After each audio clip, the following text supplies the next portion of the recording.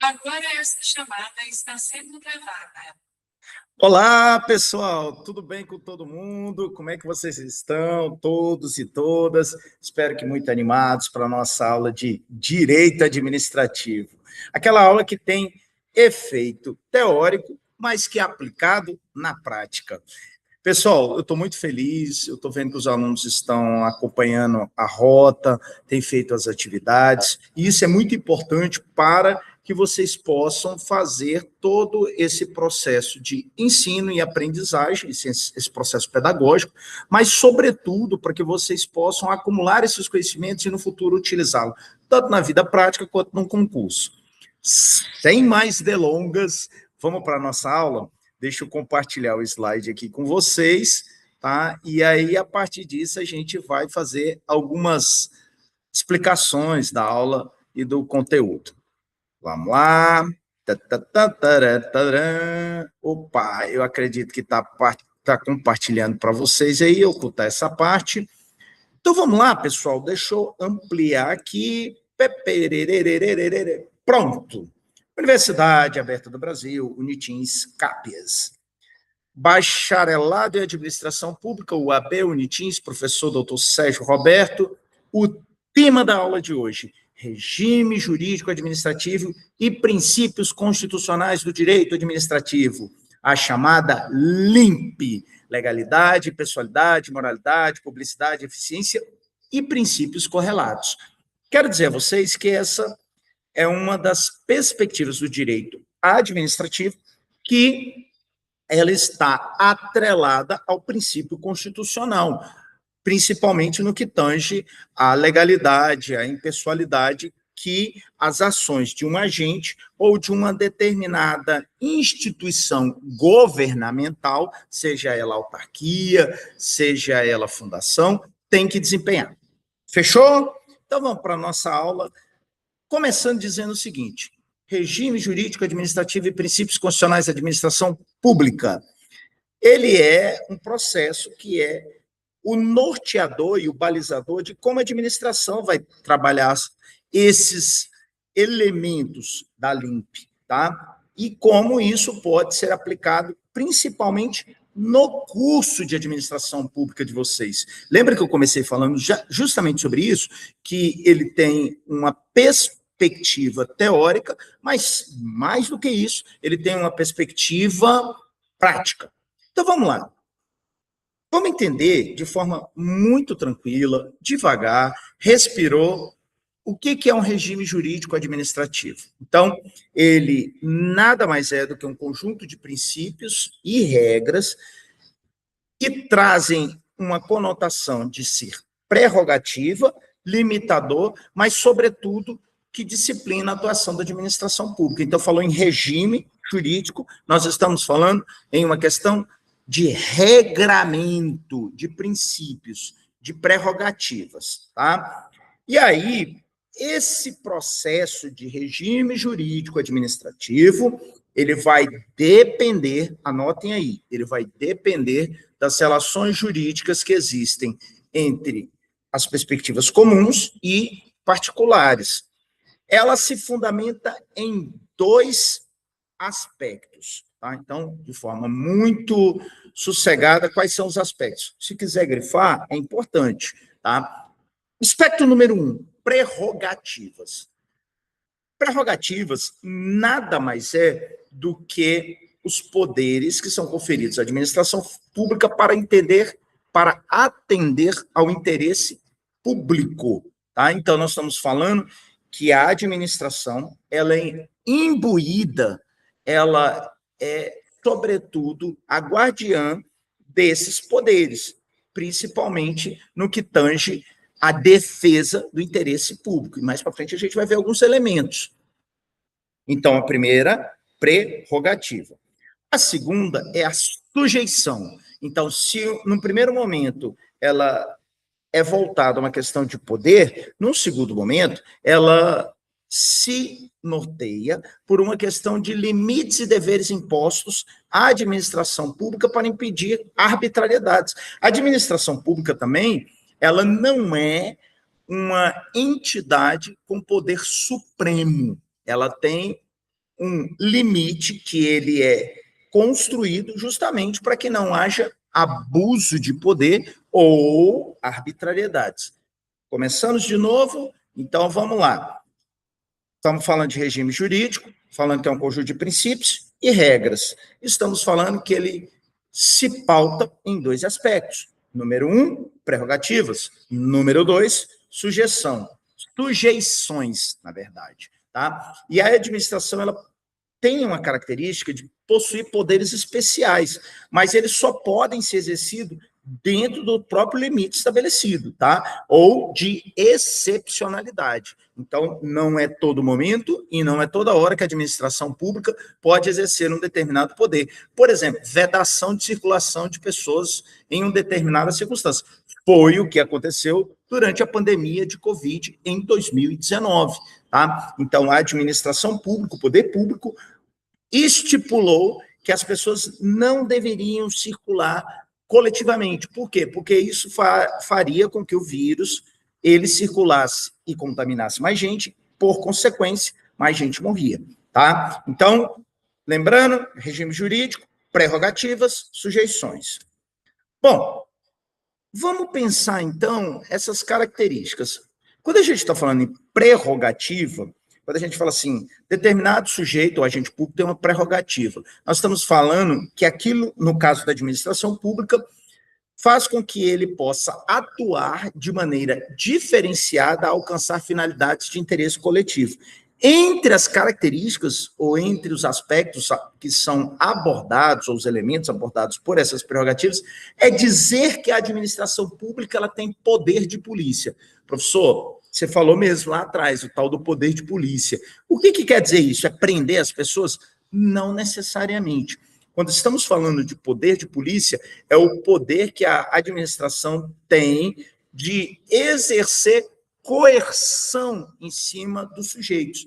Proibir, no caso aqui seria fechar, interditar, a palavra seria essa, mais adequada. Então, o poder de polícia é um poder de sanções, de aplicar um processo coercitivo. Professor, eu vi essa palavra alguma vez, você viu lá no Durkheim, lembra? Que o fato social ele é exterior, geral e coercitivo, você é obrigado a fazer. Então, a administração pública exerce seu poder de coerção a partir desse poder de polícia. Não confunda, atenção, turma, fica ligada aí, atenção, todo mundo aqui, ó, atenção, atenção, atenção. Olha só, não confunda poder de polícia com poder de polícia ostensiva. Uma polícia militar, tá? Uma polícia civil, não tem nada a ver. Esse poder de polícia é de regramentos, de principalmente poder proibir ou obrigar as pessoas a fazerem alguma coisa, tá? Nesse caso, a administração ela também traz dentro de suas prerrogativas a aplicação de sanções administrativas. O que é sanção, professor? Nada mais é do que punição. Então, a administração pública ela pode punir determinadas circunstâncias administrativas. Por exemplo, uma má conduta de um agente público, ele vai ser punido numa esfera administrativa, mas também poderá ser punido na esfera penal. Na esfera administrativa, ocorrerá uma sanção desde advertência, suspensão ou demissão. Demissão é o nível mais alto de aplicação da punibilidade, tá? Outra questão que a administração ela tem prerrogativa é desapropriação. Professor, a administração pública ela pode tirar alguém da sua casa e morar? Não necessariamente tirar, mas no caso que verifique a necessidade, vamos dizer que tem um imóvel e ele não é utilizado, e teve um desastre natural, um enchente ou algo parecido. A administração pode desapropriar, de repente, um imóvel particular para abrigar pessoas, pagando ao proprietário todos os direitos que ele tem. Então, ela tem essa prerrogativa. Outro aspecto, ele pode trabalhar também com a alteração e rescisão unilateral dos contratos administrativos, nas hipóteses legais. Professor, o que quer dizer isso no final das contas? Veja bem, a administração pública, ela tem algumas modalidades para que você entre no serviço público. Ela tem o concurso público, que torna a pessoa, o indivíduo, um servidor estatutário, mas ela também pode ter uma modalidade de contrato por tempo determinado. Então, um contrato de 12 meses, um contrato de 24 meses, e que pode acontecer uma rescisão, seja pelo fato de não ter erário suficiente. O que é erário? É recursos financeiros para o pagamento das pessoas, ou até mesmo a necessidade de adequar a máquina administrativa e comportar um número de pessoas que seja compatível com o seu pagamento. Então, ela pode optar em demitir. Para quê? Para que sobre recursos financeiros. Tá? Então, só recapitulando rapidinho, vamos lá.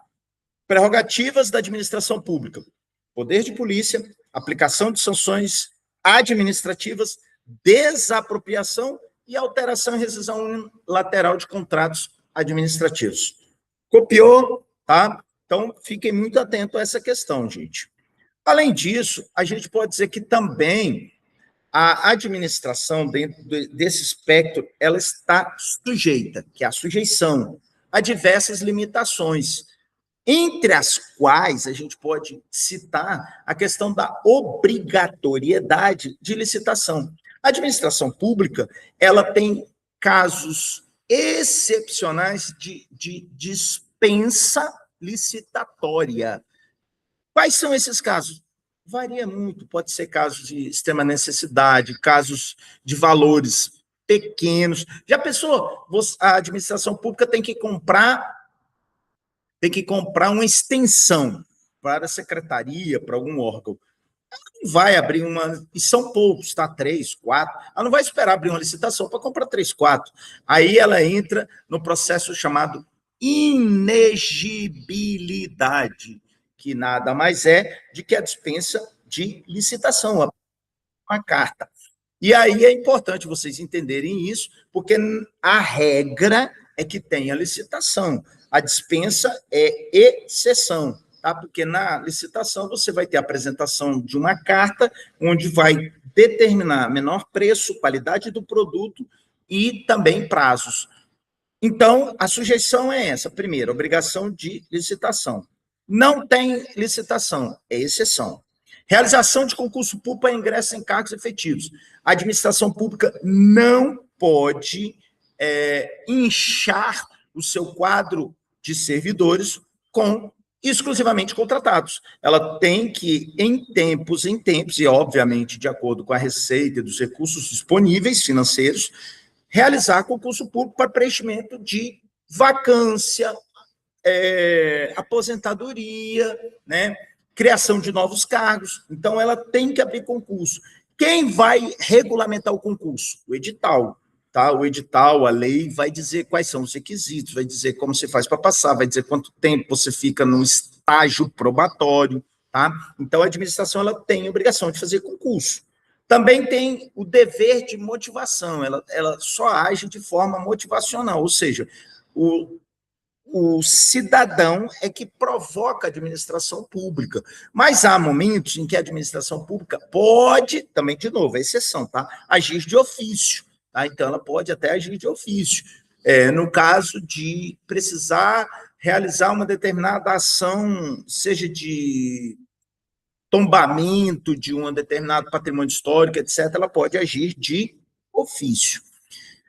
Ela também está sujeita a controle dos atos administrativos. Então, como eu disse anteriormente, ela não é poder supremo, ela tem uma limitação balizada pela lei, pelos regulamentos e, principalmente, por todo esse arcabouço constitucional. Tá? Então, isso é que vai fazer que haja um controle dos atos e dos agentes públicos.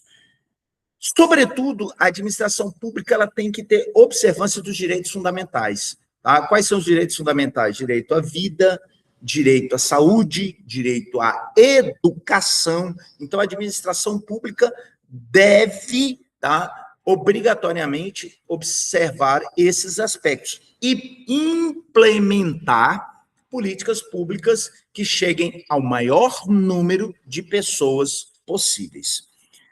E aí, a partir disso, a gente tem que entender alguns processos que estão inseridos na administração pública, entre a ideia da supremacia e da indisponibilidade do interesse público. O que é essa supremacia do interesse público? Ou seja, o que prevalece para a administração pública é o coletivo, tá? Não é um indivíduo. O indivíduo, é óbvio, ele tem que se resguardar dentro de todas as suas características e, principalmente, o exercício da cidadania.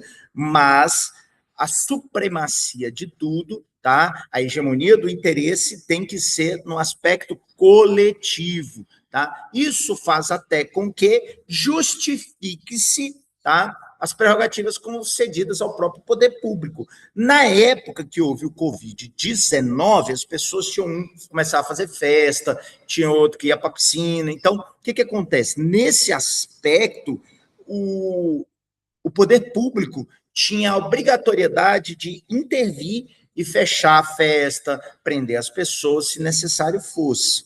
Tá? Então, primeiro aspecto, supremacia do interesse público. Outro aspecto, indisponibilidade do interesse público. Os agentes públicos não são proprietários dos interesses, nem dos recursos públicos. Eles são apenas gestores. Apenas não, são gestores que utilizam o patrimônio público para finalidades estabelecidas. O que é isso, pessoal? Nada mais é do que o seguinte: você tem todo o erário público, o dinheiro público, que banca essa instituição chamada administração. Você tem veículo, você tem prédios, você tem um monte de coisa. Fora os aspectos que são transmutáveis de um lugar para o outro, por exemplo, imóveis, aparelhos. Então, isso pertence à administração pública. As pessoas não podem usar como algo particular. Ah, professor, mas eu sei casos que a pessoa usava e tal. Está errado. A pessoa que usa assim, ela está fazendo aquilo que nós chamamos de desvio de finalidade. Tem um desvio de finalidade nisso aí. E ele poderá, ou ela poderá, responder a um processo administrativo disciplinar, o chamado PAD, por desvio de finalidade e até mesmo por outros crimes que podem estar incidindo nessa conduta, seja corrupção, seja improbidade administrativa. Então, tudo isso vem dessa questão da indisponibilidade do interesse público, que tem que ser, ao contrário, tudo balizado pelo interesse. O interesse público, né, a gente tem que frisar, ele não autoriza atuação arbitrária e deve ser compatibilizado com a Constituição. Então, o interesse público ele tem todo um arcabouço legal e jurisprudencial que dá justamente o respaldo para que o gestor e a administração façam o que tem que ser feito. Tá? Então, é importante lembrar disso. Vamos para frente. Agora chegou na famosa LIMP.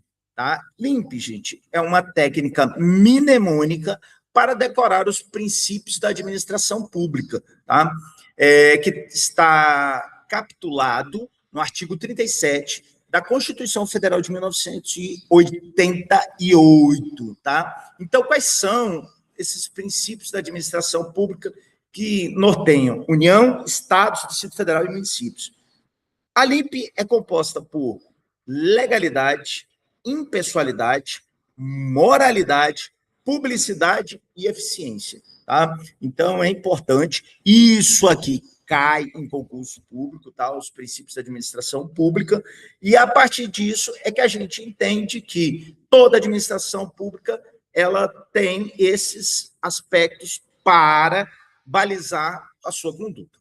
Avançando, vamos entender um por um. O que é o princípio da legalidade? Nada mais é que o agente público deve atuar de acordo com a lei, o ordenamento jurídico. e dentro de suas competências, tá? Então, na administração pública, você vai fazer tudo o que estiver escrito. Então, se eu observar que não está escrito, é permitido, né? Aquilo que não está escrito, está permitido. Não, para a administração pública é o contrário. Vale o que está escrito, mas se não está escrito, ela não vai fazer, pois ela só vai fazer aquilo que está escrito, tá? Então, na prática, o gestor não pode criar obrigações sem fundamento jurídico, ele tem que ter uma explicação, um respaldo que denotem justamente esse princípio da legalidade. Os atos administrativos devem respeitar a legislação. Criação de qualquer ordem jurídica, seja criação de um conselho, criação de um determinado decreto, de uma ação, ele acompanha, está acoplado à própria questão dos atos estarem em consonância com a legislação. Tem um elemento que é interessante falar, que é essa competência administrativa, ela só pode ser exercida dentro dos limites legais. Por quê? Porque senão o agente público está usurpando as competências, tá? E aí não é legal. Há uma questão também que a violação da legalidade pode levar à invalidação do ato, ou seja, às vezes fez um edital, o edital está ilegal. A pessoa vai entrar com um mandado de segurança, e aí esse mandado de segurança vai prosperando, obrigar que seja refeito aquela ação ilegal, podendo causar anulidade. Tá? A contratação de servidor efetivo deve observar como regra prévia aprovação em concurso público. Então, a maioria dos servidores, eles têm que passar por concurso público. Pode ocorrer que não ocorra tempo viável ou etc., entra no aspecto da exceção e faz uma contratação de servidores. Vamos lá. Princípio da impessoalidade. O próprio nome já diz, né, gente? Ou seja, você não pode ser pessoal, não pode levar a coisa para a questão individual. Não deve nem favorecer ou sequer prejudicar outra pessoa por razões particulares. Então, é um dos atos corolários da administração pública observar a impessoalidade dos atos. Tá? Igualdade de tratamento é um exemplo que se materializa na impessoalidade, parcialidade administrativa, finalidade política, vedação ao favorecimento pessoal, proibição da promoção pessoal de autoridades e servidores. Tudo isso denota a impessoalidade que a administração pública tem que ter. É aquilo que nós chamamos de rito. Tem que ter um rito. Então, vamos lá. Princípio da moralidade. Então, a gente já passou pela legalidade e pela... Opa, agora esqueci. Vamos voltar? Impessoalidade. Então, impessoalidade e legalidade. Voltando à moralidade. Moralidade é o seguinte. Pressupõe-se que o agente público ele é uma pessoa de probidade, ou seja, uma pessoa correta, uma pessoa que não tem condenação transitada e julgada, não tem condenação por improbidade administrativa, que tem boa fé, lealdade, ele é ético, e aí ele atua dentro desse campo com honestidade, evita conflito de interesses, respeita a finalidade pública, age de boa fé e, sobretudo, zela o patrimônio público. Isso é principiologicamente a ideia da moralidade, tá, gente? Então, nós estamos observando que, além de ter que ser legal o ato, ele também tem que trazer em si a questão moral, não moral no sentido de, eu não gosto disso. Não, é um moral que vem do latim moralis, que significa costume. Então, uma ideia de costume onde o agente público ele age com honestidade. Professor, para tudo. É o que menos tem é servidor honesto. A maioria é desonesto, faz corrupção. Não é verdade isso daí. Ao contrário, muitos servidores são honestos, trabalham, executam suas funções. O que nós temos é desvios de conduta. Nós temos algumas pessoas que elas são uma degeneração do serviço público através justamente dessa desonestidade. Elas, ao contrário, elas defendem o seu interesse pessoal, onde deveriam defender o interesse coletivo. tem que respeitar a finalidade pública, agir de boa fé e, sobretudo, como eu disse, selar o patrimônio. Aí a pessoa pega um carro de uma determinada repartição e fala, não é meu, estou nem aí. Vai pagar pelo prejuízo, tá? Então, se cometer algum acidente, alguma coisa, essa pessoa é responsável.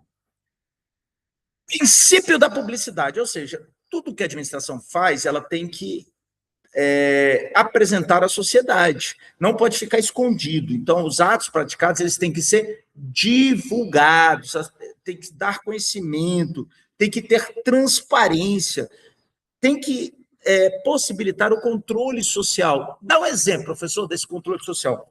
Por exemplo, a ideia dos conselhos. Conselho Estadual da Mulher, Conselho Estadual dos Povos Indígenas, Conselho da Igualdade Racial, todos eles são um instrumento de controle. E que, além desse instrumento de controle da sociedade civil, nós temos os instrumentos de controle públicos, a própria fiscalização, com o Tribunal de Contas, Controladoria Geral do Estado. E tudo isso para quê? Para que lá na frente exista uma prestação de contas, a qual todas as pessoas têm que ter acesso, até para saber se foi feito corretamente. Por último, eficiência. Dizer isso nada é redundante, né, gente? O Estado precisa ser eficiente. Professor, mas não é. A saúde está ruim, a segurança está ruim. Gente, eu estou falando de concepções teóricas dentro de um arcabouço onde se prima por um Estado eficiente, tá? Não um Estado onde gasta muito, etc. Tem que ter qualidade de serviços, produtividade, planejamento, economicidade, busca de resultados e, principalmente, redução dos desperdícios. Tá? Então, tudo isso a gente tem que ter dentro dessa análise do princípio da eficiência. Avançando, então vamos lá. A gente falou de que tem que ter esses aspectos, a LIMP, mas também ele tem que ter atos correlatos. Por exemplo, tem que se usar um princípio do direito administrativo chamado razoabilidade. O que é razoável? Aquela questão que você vai ponderar. Tá, beleza. Existe o ato, e aí o que eu tenho que fazer para reparar determinada coisa? Você tem que refazer o ato. Se houver razão que justifique essa razoabilidade, você usa ela. Tá? Você não pode ser engessado. Então, o princípio da razoabilidade é justamente utilizar do bom senso, em outras palavras. Tá? Outra coisa, a administração pública tem que ter segurança jurídica, tá? Ou seja, não dá para ela fazer muitas coisas se ela não tiver respaldo num decreto, se ela não tiver respaldo em um processo de legislação que norteiam essa questão específica. Isso é o que nós chamamos de segurança jurídica. E ele tem que ser um ato motivado, tá? Então, o direito que justifica as decisões em ordenamento determina que toda a ação da administração pública é voltada para o coletivo. Tá bom, gente? Vamos acordar, vamos acordar. Vamos lá. Há um outro princípio chamado princípio da autotutela e da continuidade do interesse público. O que é isso? O próprio aspecto da administração em si, ele traz consigo o poder e o dever, né, de se controlar, ele tem que se fiscalizar, ele tem que observar os limites jurídicos aplicáveis, até para que os serviços públicos não sejam impactados, tá? Então, como regra, o serviço tem que ser de forma contínua, tá? E adequada. Isso é o que nós chamamos de interesse público. Mas ele também tem que garantir, tá, que seja respeitado o ordenamento jurídico e as finalidades a qual um determinado aspecto da lei e da ação legal. Exemplo, você abre um concurso público, você tem que ter vagas para PCD, pessoas com deficiência. Você tem que ter vagas para, aqui no estado do Tocantins, por exemplo, você tem que ter vagas para pessoas pretas, pardas e quilombolas indígenas. Tá? Por quê? Porque você cria um processo igualitário e, sobretudo, um processo de equidade. Tá? Então, vamos lá. Pessoal, eu quero saber se vocês estão acordados. Vamos que vamos. Quem tiver, não sei o horário que vocês estão assistindo, mas vamos que vamos. Tá? E aí, gente, como é que funciona isso na prática, né? Como é que essa administração, a gente pensa isso de forma prática? Primeiro, é o que eu falei, concurso público, ele está dentro da legalidade e da impessoalidade. Não pode favorecer ninguém, tá? Um edital e as pessoas que têm parente lá concorrendo, ele não pode fazer parte dessas bancas examinadoras, ou sequer de elaboração de prova. Licitação e contratos, ele estaria dentro da legalidade, pessoalidade, publicidade e eficiência. Portal transparência, publicidade. Prestação de serviço, eficiência. Decisão administrativa, legalidade. Utilização dos recursos públicos, moralidade, eficiência, interesse público. Isso aqui é um recorte, tá, gente? É um recorte, só para vocês terem, para vocês lerem. E aí a gente avança. Foi cumprido, né? Mas também foi bacana, a gente tem que falar.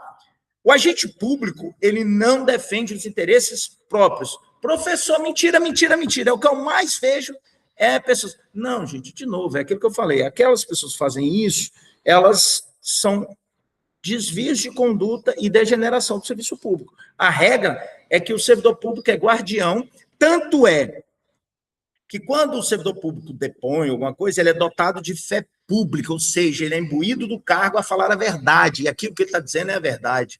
E se for observado que ele não falou, ele poderá responder nas esferas civil, penal, tá? E até administrativa.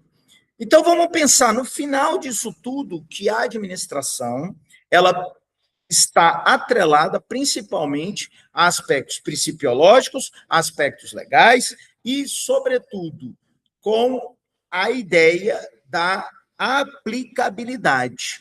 E aí eu lanço uma ideia para vocês. Como os princípios administrativos contribuem para prevenir os abusos e favorecimentos, desperdícios e decisões arbitrárias na administração pública? Eita, pergunta, hein? Mas é fácil de trabalhar, gente. Então, como que a gente pensa isso? Tudo que o professor falou, a LIMP, dentro desse aspecto de pensar o desperdício, prevenir abuso e favorecimento. Você não vai responder para mim, você vai responder para você, vai responder dentro das atividades, vai responder dentro de todos esses aspectos. Beleza?